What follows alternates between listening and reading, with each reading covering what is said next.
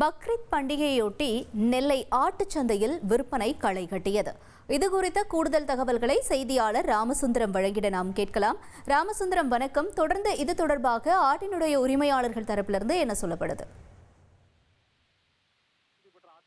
மேலப்பாளையம் ஆட்டுச்சந்தை இந்த பகுதியில அதிகமான இஸ்லாமியர்கள் வசித்து வருகிறார்கள். பக்ரீத் பண்டிகை வரும் சனிக்கிழமை கொண்டாட உள்ள நிலையில அந்த கடைசி நேரத்துல அந்த ஆடு விற்பனையானது களை கட்டி இருக்கிறது.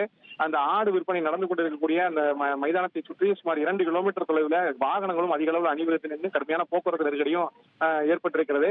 சுமார் ஒரு 5000 ஆடுகள் வரை இன்றைய தினம் விற்பனைக்காக கொண்டு வரப்பட்டு விற்பனையானது நடைபெற்று வருகிறது. திருநெல்வேலி, தூத்துக்குடி, ராமநாதபுரம், தென்காசி உள்ளிட்ட பல்வேறு மாவட்டங்களில் இருந்தும் ஆடுகள் கொண்டு வரப்பட்டு விற்பனை களை கட்டி இருக்கிறது.